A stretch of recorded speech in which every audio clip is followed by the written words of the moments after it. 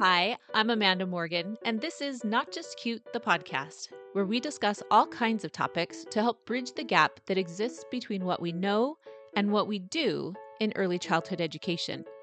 We're starting conversations with academics, authors, decision makers, educators, and parents so that together we can improve the quality of early childhood education while at the same time protecting and respecting the childhood experience. This is the fourth episode in a 9-episode series called Why We Play.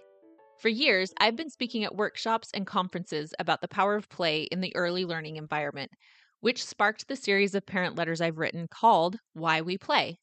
This month, I'll be sharing a special podcast series with the same name, Why We Play.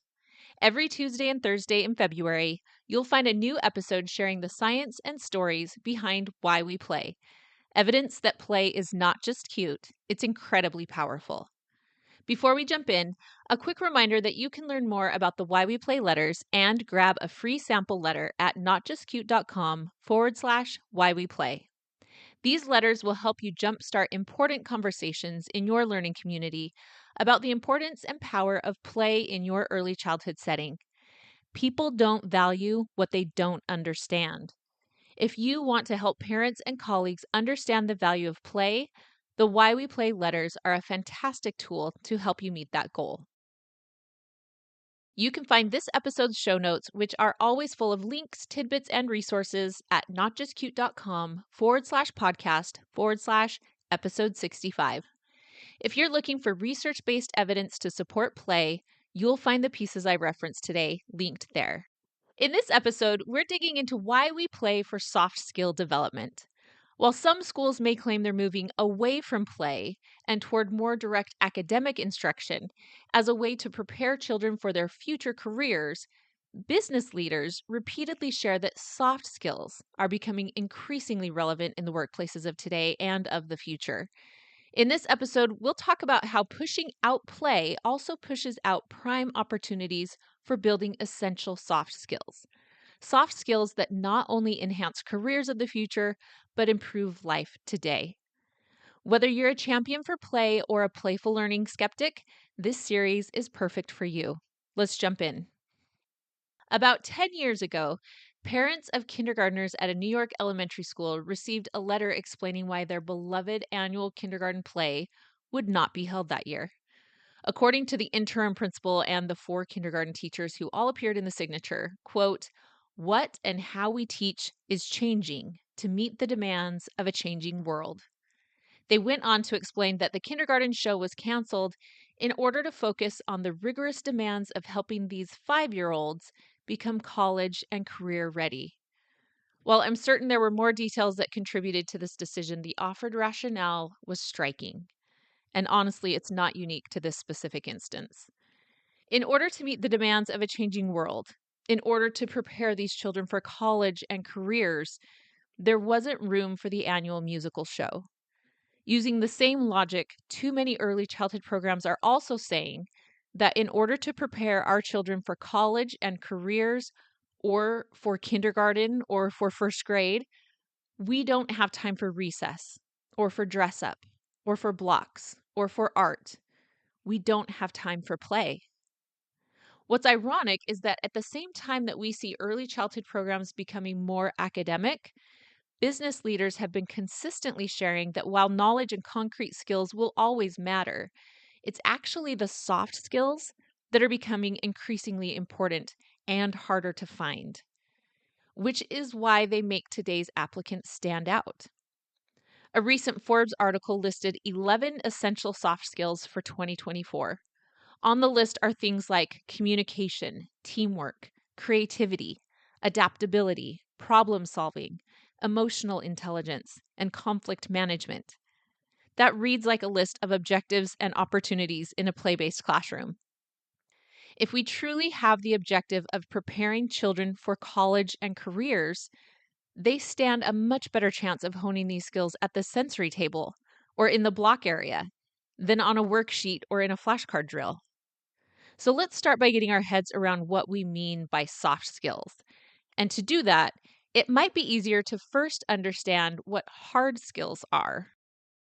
Hard skills are often the skills that are easy to measure, score, and track. They're concrete and observable. Think about math facts and reading proficiency tests. You're either right or you're wrong. You get a score and you move on. These hard or concrete skills usually reflect specific tasks and content knowledge. These are all good things to master, and there's nothing inherently wrong with measuring them. The problems arise when we mistake the ease of measuring for the totality of mattering. Soft skills include a full spectrum of social skills and higher order processing and innovation, and executive functions like self control, decision making, and problem solving. The term soft skills is often confusing. They aren't soft in the sense that they are weak or unimportant. They're soft in that they're hard to grasp onto to measure them, in large part because they're never really finished. You can master your times tables, but you're never done learning to be a good problem solver. You can check off learning the ABCs, but you're never really finished developing resilience. So I think of these skills as soft in the sense that they can stretch out into our entire lifespan.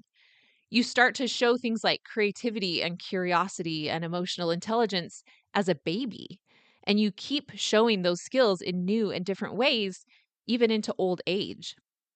Another set of similar terms I'm reading a lot about lately would be constrained versus unconstrained skills, which I talk about in the blog post, Why Are Preschool Programs Becoming Less Effective? And before you get mad at me over that title, it actually comes from the title of a fascinating and very pro-quality preschool white paper that comes from the Annenberg Institute. I'll link that post in the show notes so that you can go down that rabbit hole of research if you'd like to.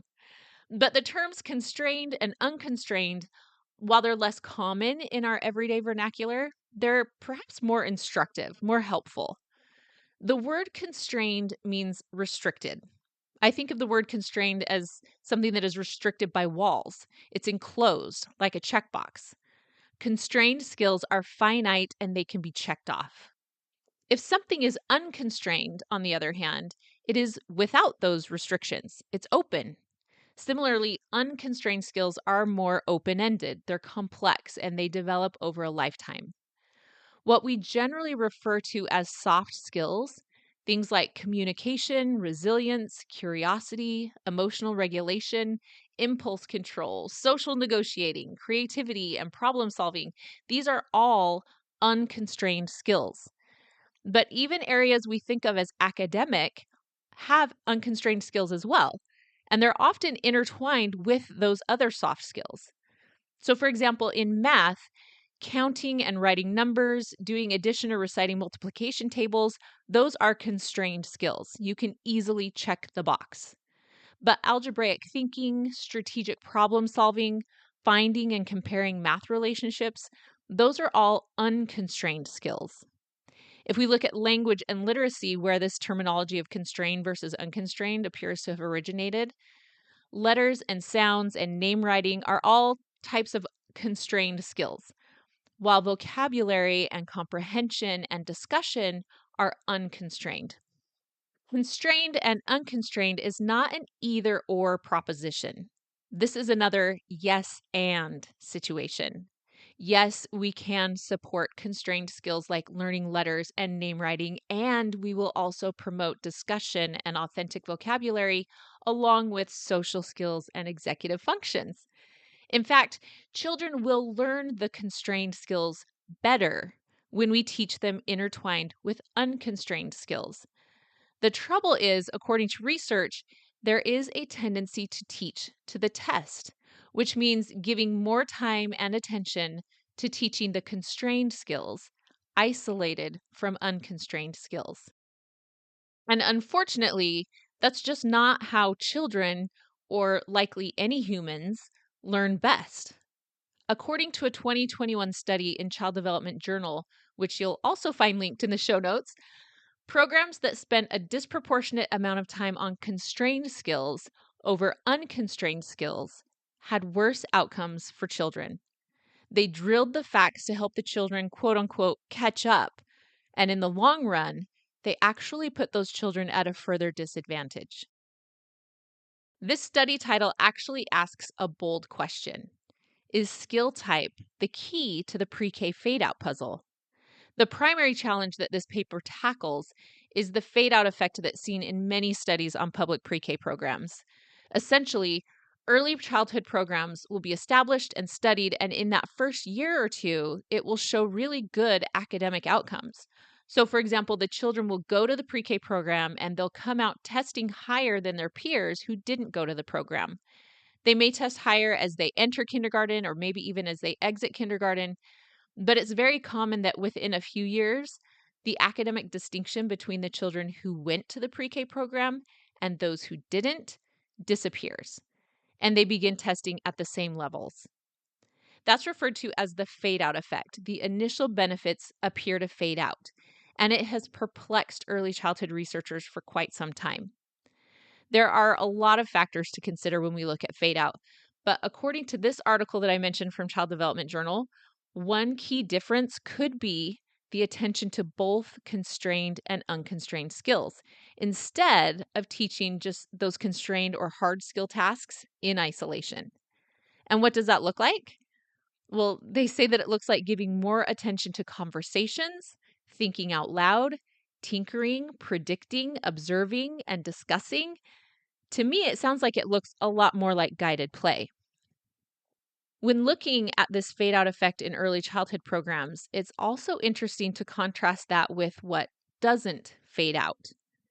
Just as consistently as I see research where academic advantages fade out, I see the lasting impact of early social skills. Time and again, we see studies that show that children who learn social skills and other soft skills in early childhood, they have positive outcomes that last.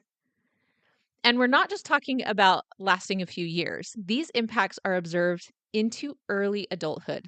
So here's just one. I'll list a few other examples in the show notes. Researchers looked at a sample of kindergarten children from 4 different locations in the United States and with various risk factors. They had teacher-reported assessments of each child on the following skills: peer problem solving, understanding people's feelings, shares materials with others, cooperates with peers, is helpful to others, listens to others' point of view, can share ideas and opinions tactfully, and is friendly. Now, I don't know about you, but I heard several things on that list that would benefit all of us if more adults possessed those skills. I mean, really. So they evaluate these kindergartners on this list of social skills. Then they checked in on them 2 decades later to see if there was any correlation between outcomes and those social skills. What they found was that children who had higher social skills as kindergartners were statistically significantly more likely to graduate from high school on time, go to college, and be employed. And they were less likely to be arrested, use public assistance, or show substance abuse behaviors. Those are big life outcomes. And they weren't predicted by who learned to read first or who scored highest on the standardized test in the 3rd grade. They were connected to social skills, kindergarten social skills. These are social skills that are honed as children interact with each other in play, guided and supported by adults who know what the important end goals are. And those gold standard programs that we talked about at the beginning of this series, programs like the Preschool Project, their programs, which emphasized some of those hard skills in the context of active learning, social relationships, and higher order thinking, those soft, unconstrained skills, they showed similar long-term outcomes with education, employment, and legal impacts, but those impacts didn't stop with the children who attended the program. More recent research shows that those effects may actually have a ripple effect with a generational impact. How's that for the opposite of a fade out? When I consistently see studies showing the link between high quality play-based programs and long-term social outcomes, and then I see consistent hand-wringing over the lack of long-term academic outcomes for early programs, I have to wonder if we're putting too much focus on the wrong things. If we're judging a fish by how well it climbs a tree, as one metaphor goes. I do love a good metaphor. So I think of the research this way. Since kindergarten literally means a child's garden, let's work with that garden context, okay? Peas are planted in early spring. You can plant them even before the snow stops falling, as long as you can get them in the ground. Other plants, like tomatoes, thrive in the heat of summer. Imagine if a gardener planted pea seeds and tomato transplants from the garden center into the same frosty garden, both in the early spring. The tomato plants would wither in the cold, while the pea seeds would get to work, sending out vines and producing delicious pea pods before you know it. If the gardener is only judging the success of the garden by the tomatoes produced, it appears to be a failure. Never mind the delicious peas coming from the vines that seem to be growing so fast that you could watch them unfold right in front of your eyes. So, the next year in early spring, in order to get a bigger yield of tomatoes, the gardener carves out more of the garden for those tomato plants and less for peas. Still, the gardener is unsatisfied because while the peas are delicious, the only measure considered is tomato yield, but they're still shriveling in the cold. So the next year and the next, less and less room for peas and more wilted tomato plants. They're so focused on what's missing now that they don't realize that it was intended for another season. Likewise, I've had early childhood administrators, after hearing all kinds of research about long-term benefits of soft skill development in early childhood, ask with the best of intentions. But what do we say when the admins above us are looking for academic data to justify our program? I want to say, well, show them the peas and tell them to wait for the tomatoes. There's nothing wrong with the garden if you're not seeing both right now. In fact, that's the way it's supposed to be. We have to tend to them in the right season.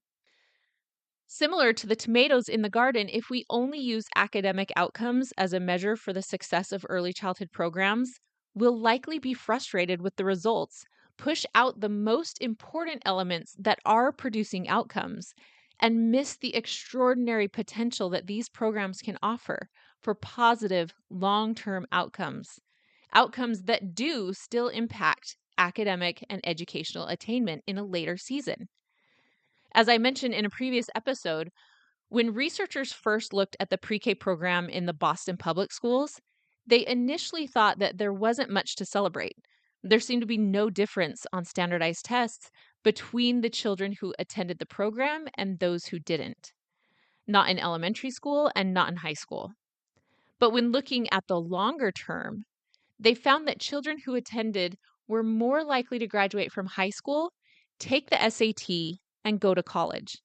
And they were less likely to be suspended from school or incarcerated. So they didn't show a difference in their hard skills, the constrained checkbox skills of a standardized test. But there was something different in their set of soft skills, the stretchy, unconstrained abilities that had changed the way they approached people, challenges, and life. Now, don't get me wrong. Early academic foundations are important as well, and we do build them in the early years. But in too many instances, tunnel vision on the checkbox hard skills has pushed out the critical and sometimes messy, noisy work of building soft skills. Play is a golden opportunity to develop both types of skills. When children play house together, they are learning to negotiate, to collaborate, and to communicate. When they choose to go to the art table and create something completely unique from the materials offered, they show decision-making, organization, planning, creativity, and innovation. And when they notice their friends' feelings have been hurt, and they choose to offer a hug and invite them to play, they demonstrate empathy, problem solving, and leadership. In play, children authentically share their observations and construct concepts. They make plans and they learn how to recover when those plans don't work out. They connect ideas and they connect with people. We know these little ones won't be trotting off to job fairs anytime too soon, but we also know these skills take years and years of practice to build, and they have an impact over their entire lifetime. That's why they need to play today. Thanks again for listening to Not Just Cute, the podcast. You can find show notes at notjustcute.com/podcast/episode 65. There, you'll find links to some of the articles and research discussed today, as well as other fascinating tidbits I know you'll find interesting. If you're looking for something I've referenced today that you don't find linked there, email me and let me know. You can also hit up the show notes for a link to the Why We Play letters. Head to notjustcute.com/podcast/episode 65. Or go straight to notjustcute.com/why we play to get signed up and download your free sample letter. Please be sure to tune in every Tuesday and Thursday in February to catch the full Why We Play series, focused on better understanding and better articulating to others why we play in early childhood education. I'm Amanda Morgan. You can read more on my blog and sign up for the Not Just Cute newsletter at notjustcute.com. You can also stay tuned for social media updates on Instagram by following me at Amanda_NotJustCute. Thanks for listening today, and as always, thank you for standing up for children and for childhood.